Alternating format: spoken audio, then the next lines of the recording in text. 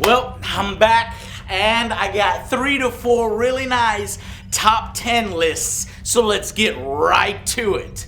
These are the top 10 best games of 2017.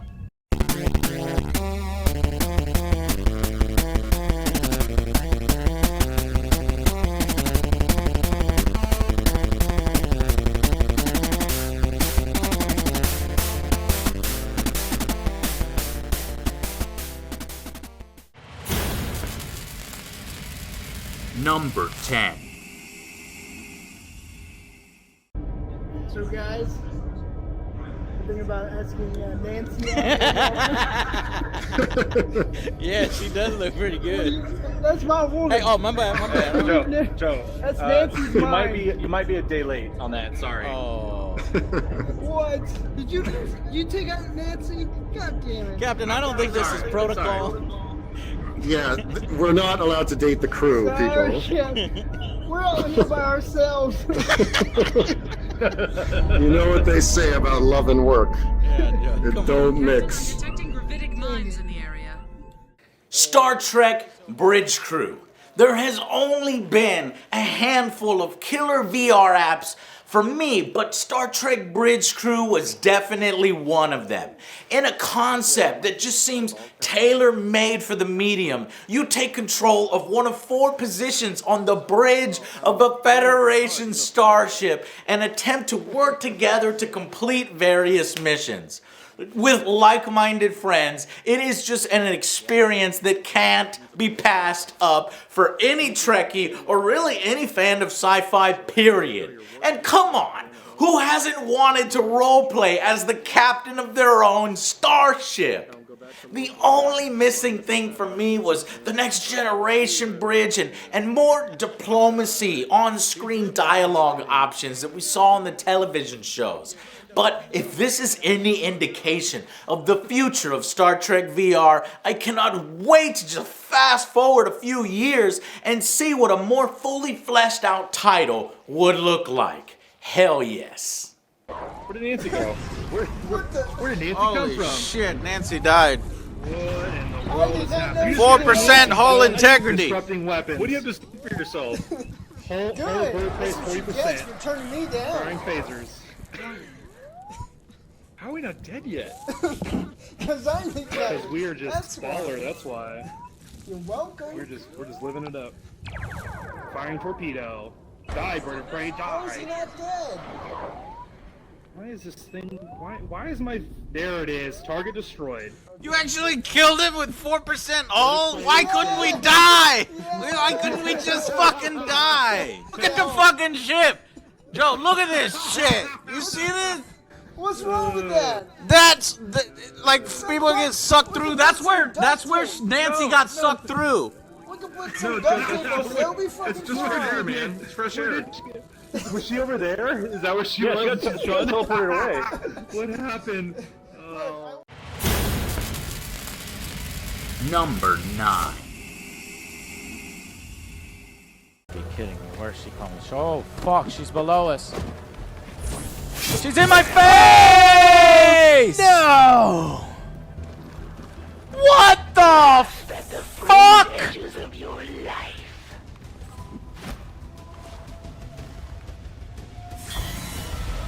You can't do this mission the third fucking mission in. It seems like a fucking big boss battle. It is. I don't have any technology or fucking health packs.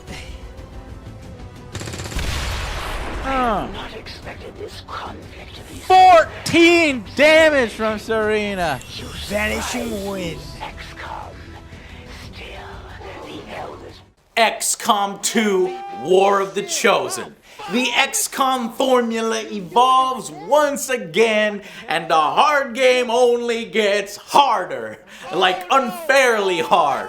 But it's this new scale and insurmountable challenge that just has you riveted at the edge of your seat. You will be scraping by so narrowly that every single turn, every single action, every single moment contains an absurd amount of tension.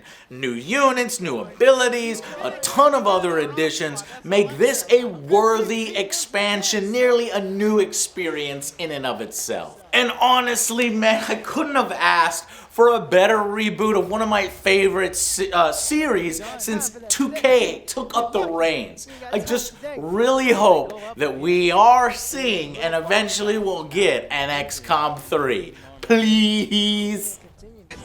Yes, please. Oh shit! Fire and Ice, Game of Oh Thrones. shit! This game is 10 out of 10, motherfuckers. I Tell don't me give a the fuck. colors don't match. It's just a stupid picture. I don't give a shit. The colors match. Fire and Ice. Is that red was and that blue, auto-generated? Is this a fucking fate? You see what happens, Joe? I'm recording randomly, and we got all the shit we and need. blue. Game of Thrones, red and blue, Come Fire and Ice. on. Holy fucking Oh my shit! God. 11 out of 10. Number 8. Because well, what? Competitive. So the thing that I wanted to show, what we're going to show. I don't know how that works. You've never played it before. It's new. Oh, you finally. Oh, now it does it. You missed. Hit yourself, Thomas. I also hit them. Yes, you did hit them. He's like, but I also hit them. So the cool part here is there's lots of stuff going on at the same time. So let's explain what you're seeing. Divinity Original Sin 2.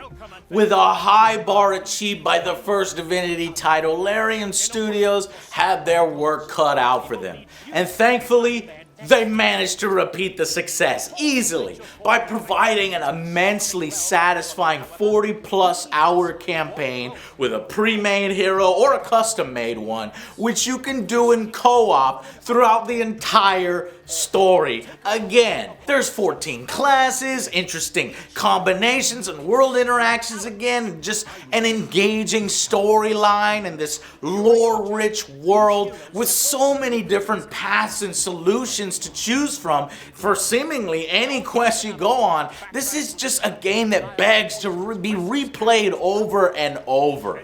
And it even throws in some new ways to play, like competitive multiplayer and the D&D like DM mode that we found pretty neat and creative. Alone or with friends, online or in split screen. No matter how you choose to play, you will experience endless layers of pen and paper RPG depth. Neatly packaged as the visually exciting, often unpredictable and always dramatic world of Divinity Original Sin 2!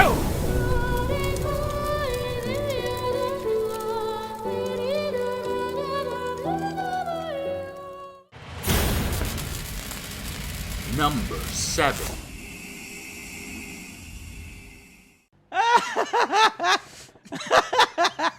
The hell is that? I want to party with that guy. I do want to party with that guy.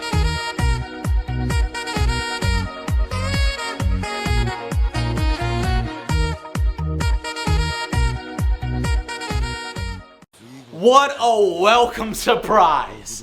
This quirky, ridiculous, and old school nostalgia throwback Japanese game was just loads of fun. It starts with an interesting story about the Japanese underground and criminal world with some great voice acting and really interesting boss fights. And you know, that stuff lets you forgive the game's other shortcomings pretty easily. Because honestly, it has the most insane mini games that are just packed in here that take the game to the next level. Full Sega arcade games, RC racing, pool, tons of gambling games I can't even list here.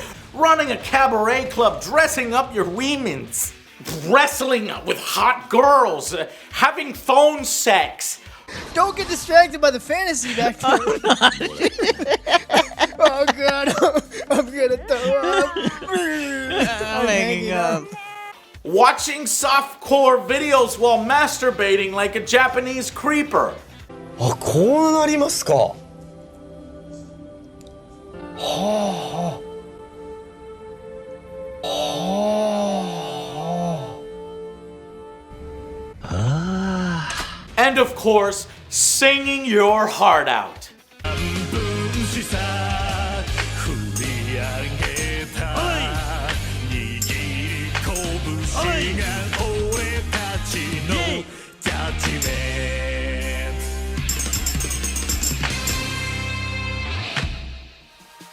Other Joe and I have become instant fans at just the right time too, with Yakuza 0 and the original Yakuza remake in 2017, and the final game, I think, Yakuza 6, coming out 2018. It is just the right time to jump in this sort of revival period.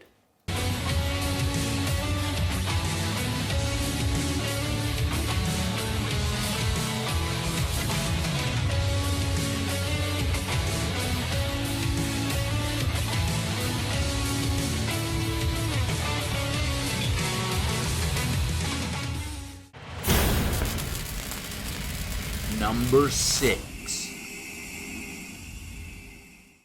It's because nobody likes Superman anymore. That's not true. Yes, it is. Batman is the best superhero. That's why NetherRealm treats Superman like shit. Fuck you, Joe!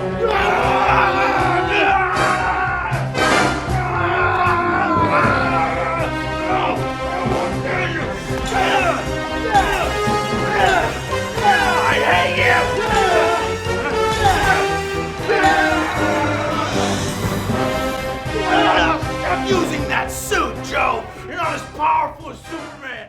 Injustice 2. NetherRealm has simply been masterclass with its fighting games, aiming to not only provide a satisfying fighting system, but all the extras, bells and whistles to just go along with it. Injustice 2 boasts a top-notch story mode, which is movie-worthy. Hell, it might even be better than what the DC Universe, the actual movie one, is currently putting out. However, this sequel had a big focus on a new aspect that worried me: acquiring gear for your character. Now, I normally love this, as I'm a huge loot whore, and the prospect of finding so many different variations and pieces to make my favorite DC characters look different and unique, while also providing certain bonuses in certain modes, had me sweating a bit. Especially after other companies like EA and Activision have been so blatant and bullshit with their careless microtransactions. But thankfully, NetherRealms doesn't gouge its customers with insane pay-to-win mechanics tied to progression, but it rewards your play, regular play, by unlocking these pieces, as even something as simple as arcade mode just constantly evolves and changes with new challenges and possibilities and missions to acquire new gear. Injustice 2 is just one of the most accessible and value-rich fighting games yet, and well worth a try for even non-fighting game fans. Who are you? Batman. You can't be Batman! I'm Batman! I'm Batman. I'm Batman! You're a has-been. Has-been? What? Would a has-been be able to do this? Oh! Ah! I'm Batman.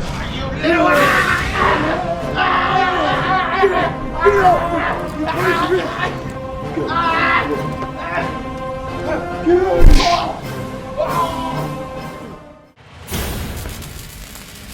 Number 5. Listen, this tape, it needs to get to AngryJoe. I don't care how you do it. I don't care what you need to do to get it out there, but it needs to get to AngryJoe. Ah! What the fuck? I can't take this anymore. These people, these freaks.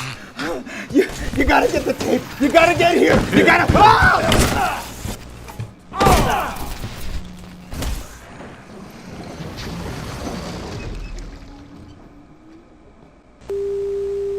This is what I call a killer app for VR.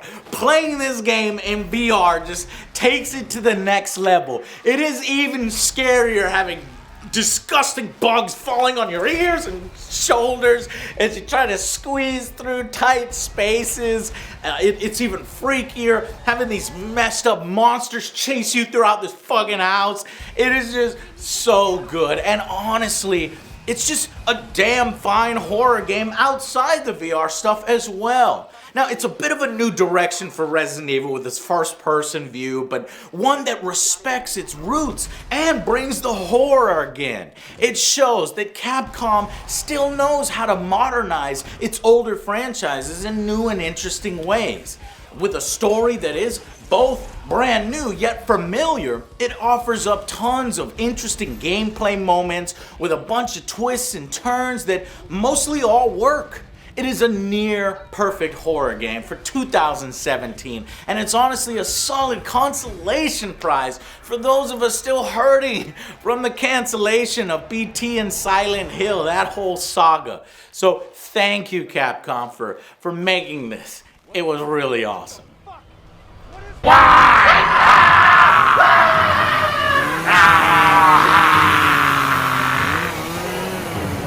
What the fuck? Just take the fucking tape!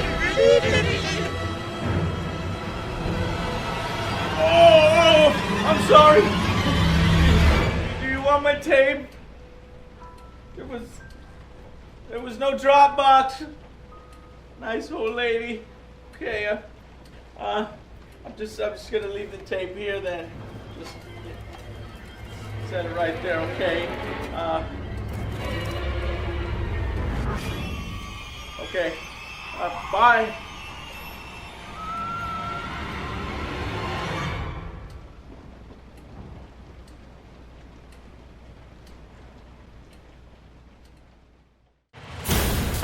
Number 4.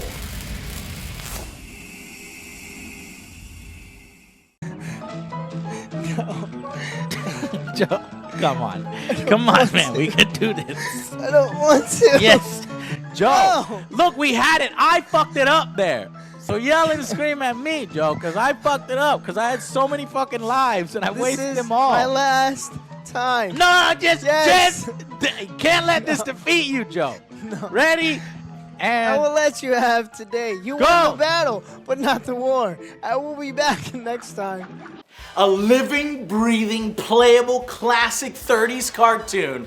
What is not to love about the absolute beautiful artwork here and effort that went into this $20 frustrating motherfucking bitch of a game? One of the hardest, most repetitive experiences of my entire 2017. There were so many times OJ and I nearly gave up.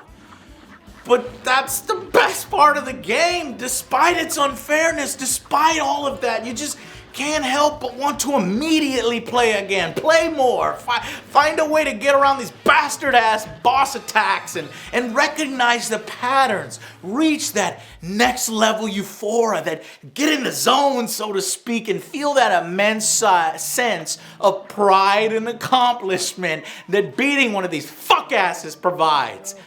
And all of that without any sort of stupid microtransactions or bullshit loot boxes. Imagine that. Oh, no. But we had to do. I swear to God, Joe. I swear to God, that was easy. I know how easy. But, Joe, did you see how much? One more. You guys are I'm sorry amazing, for man. yelling at it. Number 3.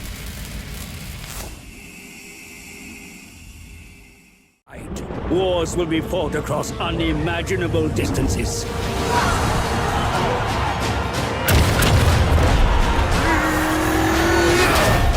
Now is the time of mortal empires.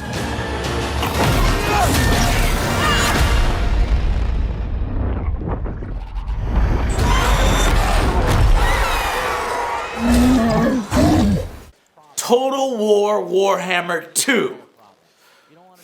Motherfucker!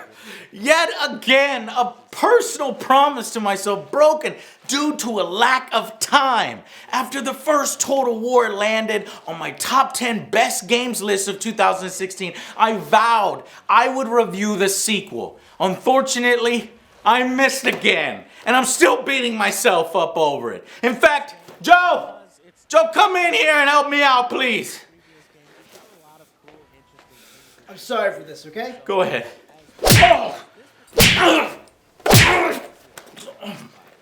You alright? You got this. Okay, yeah, You learned your lesson. I did. Okay. I'll do the third Don't one. let that happen again. I will. I will be back. Okay.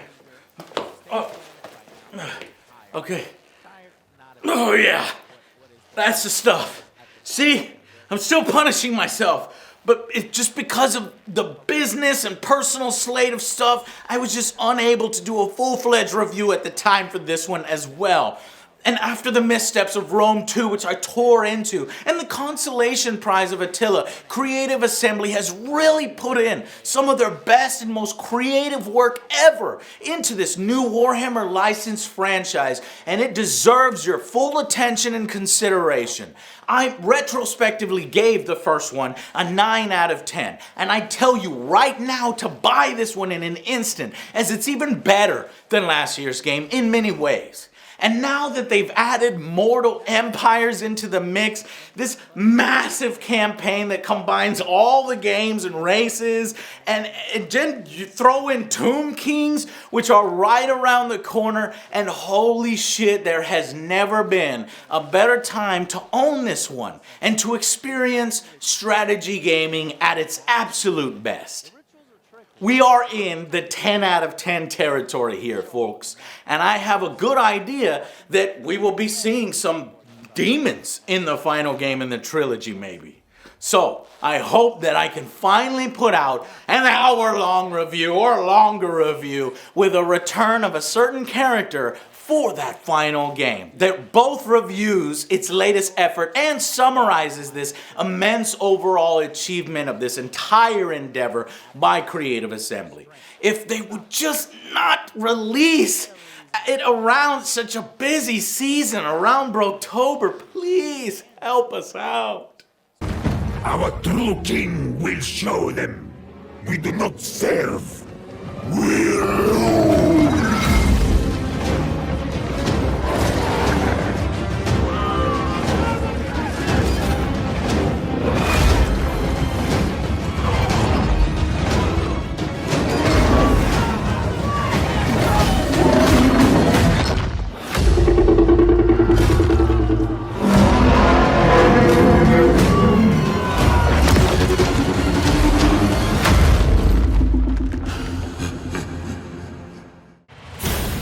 Number 2.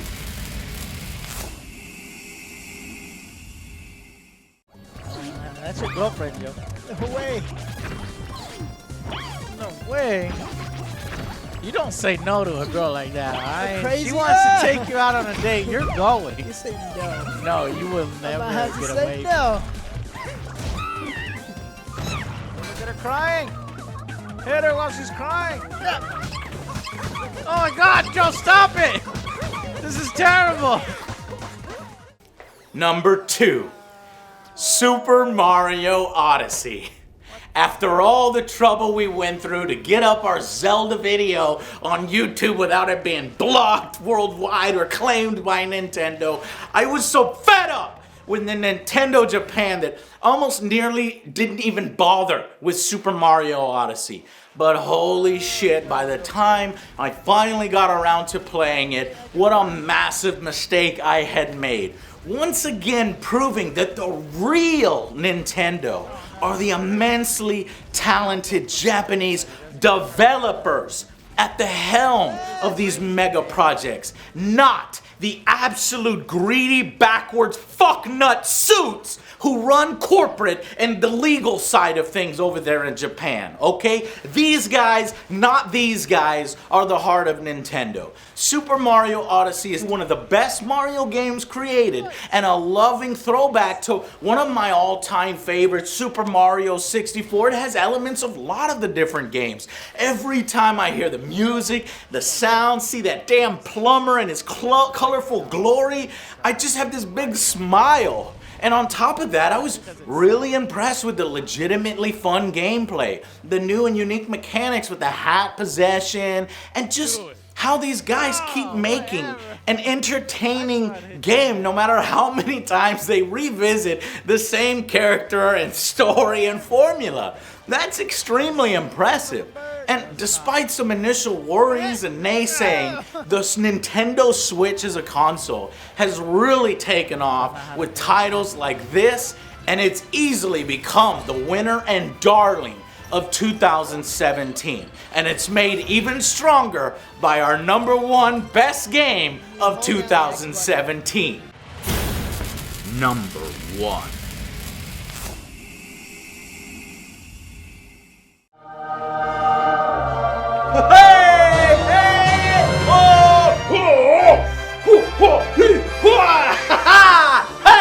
Where the hell have you been? I've been holding Ganon for 100 years.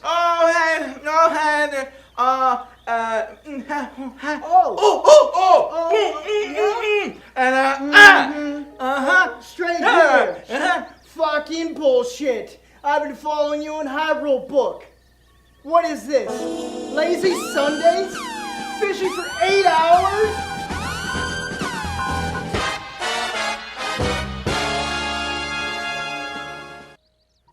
Well, excuse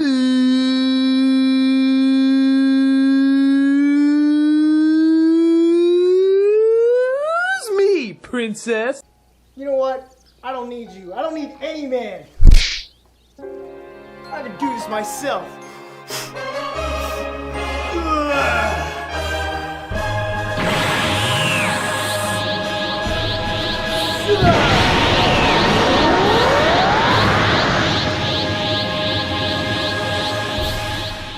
Legend of Zelda Breath of the Wild. That's right, the #1 best game of 2017 is Legend of Zelda Breath of the Wild. How could it not be? God damn, Nintendo just killed it this year, taking away both the #1 and #2 slots on a list from AngryJoe, who has history with Nintendo. That is an uphill battle, sir, and they earned it through friggin' hard work and creative design. Whoever said that Japanese gaming development scene is just falling behind doesn't know jack shit, and they just got punched in the mouth this year and proven wrong by those guys. Zelda just takes some cues from more recent massive open world games, and then they inject their own life and style into it, and it has resulted in this damn wonderful experience that you simply lose yourself in for hours and hours and hours on end. Hey! Hey! Uh-oh.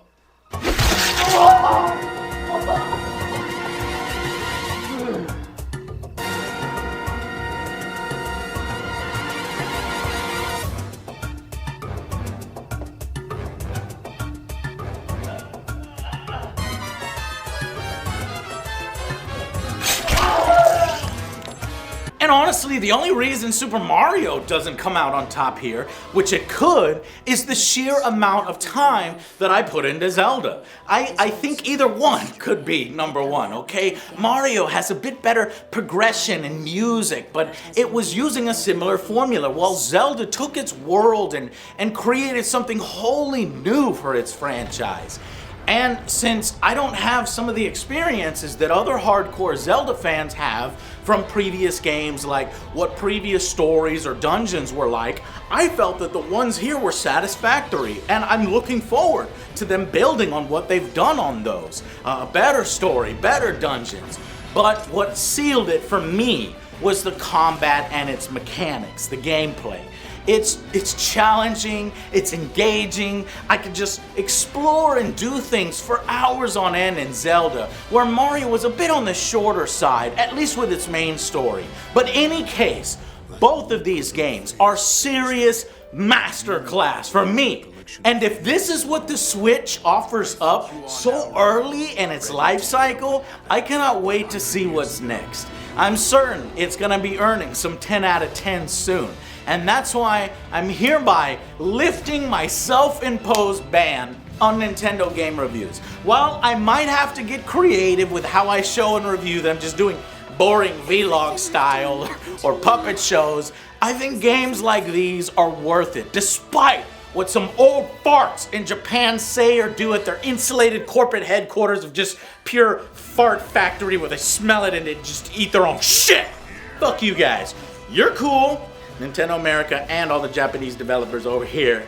Fuck you guys. I just can't afford to miss another Super Mario, and Joe and I had such a great amount of fun with Zelda that I hope one day these guys can reverse its anti-gamer policies on YouTube and social media and Web 3.0, okay? As it's the last bad policy standing in between me and my love for the company and its games. Oh shit.